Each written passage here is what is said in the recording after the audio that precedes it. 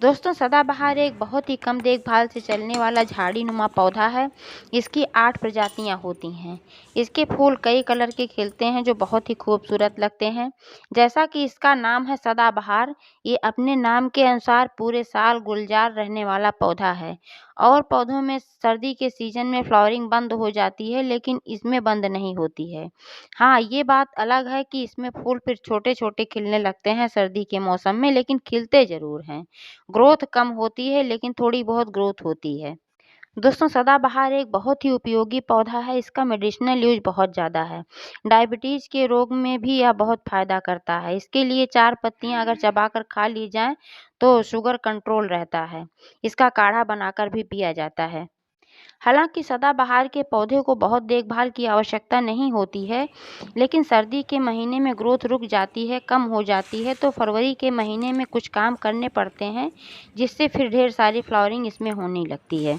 तो दोस्तों फरवरी के महीने में सदाबहार की कैसे देखभाल करनी है, कौन सा खाद वगैरह डालना है, सारी जानकारी मिलेगी इस वीडियो में। तो प्लीज़ वीडियो पर अंत तक बने रहें। अगर पसंद आए तो प्लीज़ लाइक और शेयर करें, और चैनल को अभी तक सब्सक्राइब नहीं किया है तो प्लीज़ चैनल को भी सब्सक्राइब करके बेल आइकन को प्रेस कर दें, ताकि सारे अपडेट्स आपको मिलते रहें। नमस्कार दोस्तों, स्वागत है मेरे YouTube channel gardening with Poonam में। दोस्तों सबसे पहले हम बात करेंगे कि सदाबहार के पौधे को किस मिट्टी में लगाया जाता है, कैसी मिट्टी होनी चाहिए। तो दोस्तों इसके लिए 35% गार्डन सॉयल, 15% कोकोपीट, 25% कंपोस्ट खाद और 25% रेत मिलाना होता है। इसके लिए जल निकासी वाली मिट्टी लेना चाहिए, और गमले में ड्रेनेज होल का होना बहुत ही आवश्यक होता है, क्योंकि जब हम पानी डालते हैं इसमें तो पानी तेज़ी से बाहर निकल जाना चाहिए। इसके मिट्टी में नमी तो हमेशा बनी रहनी चाहिए, लेकिन दोस्तों जलभराव नहीं होना चाहिए। अगर जलभराव होगा तो जड़ें खराब हो जाएंगी और पौधा भी खराब हो जाएगा। इसलिए जल निकासी वाली भुरभुरी मिट्टी ही लें। अब आइए जानते हैं कि फरवरी मंथ में कौन-कौन से कार्य सदाबहार पर करने आवश्यक होते हैं। सबसे पहले तो इसमें ये करना है कि इसकी प्रूनिंग कर देना है। आप देख पा रहे हैं कि मैंने अपने पौधे की प्रूनिंग कर दी थी लगभग 10-15 दिन पहले ही। प्रूनिंग करना इसलिए आवश्यक होता है क्योंकि जो पुरानी ब्रांचेज होती हैं उनमें ना तो फ्लावरिंग होती है, ना ही उनमें ग्रोथ होती है। नई शाखाएं भी उनमें नहीं निकलती हैं, तो पौधा घना भी नहीं होता है। इसलिए प्रूनिंग करना बहुत ही आवश्यक होता है। जब हम प्रूनिंग करते हैं तब इसमें से नई शाखाएं निकलती हैं और वे स्वस्थ होती हैं, और इसी में कलियां बनती हैं, इसी में फिर फ्लावरिंग होती है। आप देख पा रहे हैं कि मेरे पौधे में कितनी नई-नई शाखाएं निकली हुई हैं, कितनी सुंदर-सुंदर पत्तियां निकली हैं, पत्तियों में कितनी चमक है, क्योंकि ये पूरी स्वस्थ हैं। और आप देख पा रहे हैं कि इसमें कलियां भी बनना शुरू हो गई हैं। चूँकि दोस्तों सर्दियों में ग्रोथ नहीं होती पौधों की, तो इसमें खाद वगैरह भी नहीं डाला जाता है, लेकिन फरवरी के महीने में अब खाद डालने की आवश्यकता है, क्योंकि इस समय पौधों की ग्रोथ तेज़ी से होती है। इसीलिए इस समय प्रूनिंग भी की जाती है, क्योंकि ग्रोथ बहुत तेज़ी से होती है फरवरी मार्च के महीने में। और इस महीने में फिर खाद भी देने की आवश्यकता होती है, क्योंकि जब पौधों की ग्रोथ होती है तो फिर इन्हें खिलाने पिलाने की आवश्यकता होती है, इन्हें खाने की भी बहुत ज़्यादा आवश्यकता होती है। दोस्तों सदाबहार के लिए एनपीके बहुत ही अच्छा खाद है। इससे इसकी ग्रोथ भी अच्छी होती है और फ्लावरिंग भी अच्छी होती है। लेकिन इसके लिए मैं नहीं कहूँगी कि आप बाज़ार से लेकर आएँ, क्योंकि यह मेडिसिनल यूज़ इसका बहुत ज़्यादा है, खाने में इस्तेमाल होता है।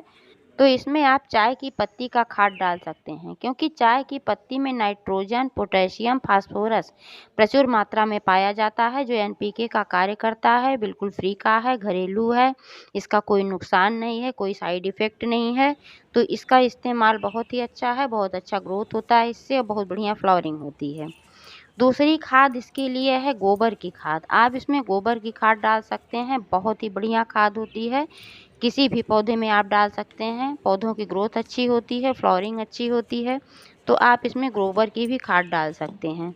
समय-समय पर इसमें चावल का पानी वगैरह भी आप डाल सकते हैं, क्योंकि चावल के पानी में भी बहुत सारे पोषक तत्व पाए जाते हैं, जो हमारे पौधों के लिए फ़ायदेमंद हैं, जड़ों को मजबूत करते हैं और फ्लावरिंग के लिए भी ज़िम्मेदार होते हैं। वैसे तो सदाबहार के पौधों पर कीड़े का अटैक बहुत कम होता है, लेकिन अगर इसमें कीड़े लग जाते हैं तो नीम ऑयल का इस्तेमाल आप कर सकते हैं। 1 लीटर पानी में 1 चम्मच नीम ऑयल डालकर पौधों पर स्प्रे करें, सारे कीड़े नष्ट हो जाएंगे, फिर दोबारा नहीं आएंगे। सदाबहार के पौधे को ऐसे स्थान पर रखें जहां 4-5 घंटे की धूप आती हो। लेकिन जब गर्मी का सीज़न आता है तो जो बहुत धूप होती है दोपहर के समय में, अगर हो सके तो इसको वहाँ से हटा लें।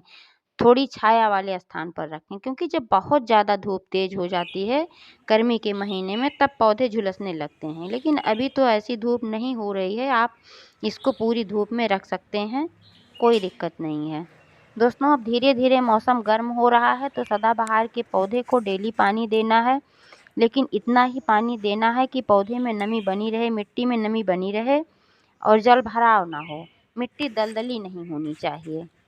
तो दोस्तों, अगर इस तरीके से आप अपने पौधे की देखभाल करेंगे तो आपका पौधा हरा-भरा बना रहेगा और सालों-साल फ्लावरिंग करता रहेगा। तो दोस्तों, जानकारी कैसी लगी कमेंट करके अवश्य बताइएगा। Thank you.